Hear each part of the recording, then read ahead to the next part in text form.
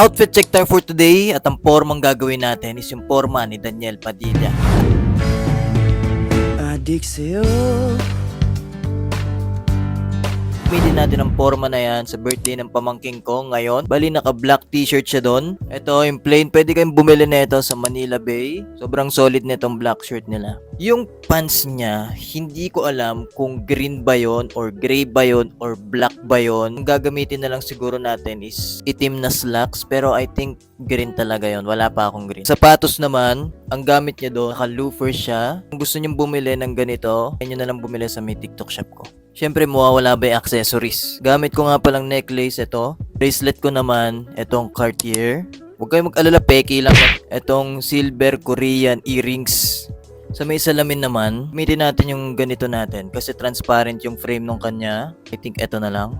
Nakasombrero siya doon. Fedora hat, gray.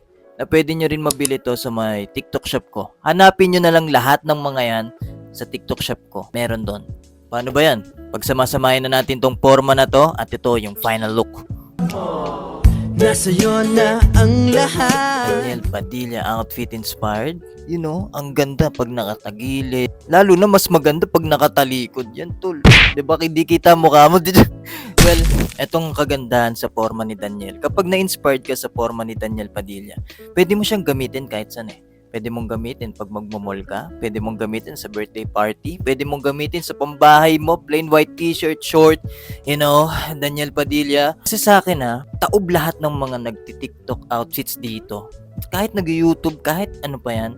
Basta usapang forma sa Pilipinas, kayang itumba ni Daniel Padilla. Ganun yung mindset ko. Kasi ako, every time na pumupunta ako sa mga birthday events, special events, alam mong nangingibabaw ka. Kasi Daniel Padilla yung forma mo eh. Siyempre, depende pa rin sa nagdadala yon kung kaya mong bitbitin yung forma. Pero sa akin, Daniel Padilla, I think, kaya naman bitbitin ng kahit sino yon. Now, nag-medyas kasi alam ko di siya naka-medyas doon. At tinupilang natin sa dalawa itong t-shirt natin. Tapos mga accessories natin, hindi siya overflow. Parang too much accessories, hindi ganon. Mas simple lang, maangas tignan. O pwede mong sabihin na Don Supremo yung pormahan na ganito. Diba? Kasi makaluma yung style. Don Supremo out. See you on my next outfit check. Happy birthday! So shout out na lang kita. Ayun oh. Iikot na si Kuya. Mag-ESS si Kuya. Mag-ESS. And 3, 2, 1. Oh! Dahil kayo ng mata, may love life kayo, wala. Inggit.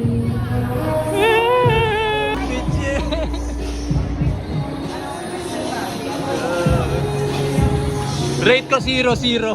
0. Hindi niya alam, nandito na ako. Oh. Hindi niya alam mo. Pag nakita ako niya, tingnan. Nagulat pa. Nagulat ka pa.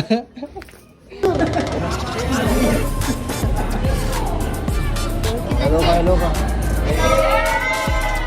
Papapicture oh, may papapicture. Ayun. What's up? Tara, picture. Okay guys, sa vlog natin.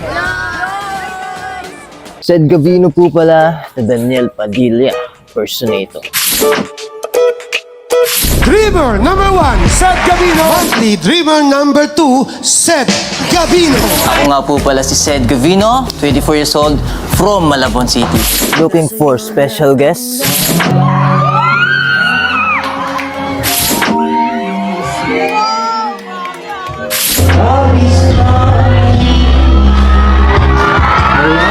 Mahilig ang pumorma katulad ko, bumisita sa TikTok shop ko, bumili. About brand promotion. Ito na pala yung mga brands na promote ko. At kung gusto mo ma-promote ang business mo, tara, usap tayo. Collaboration with Daniel Padilla, I got you. Sila na pala yung mga nakakolab ko. Ikaw na lang ay inaantay ko. For inquiries, message me here on my social media platform. Kita-kits guys. God bless you.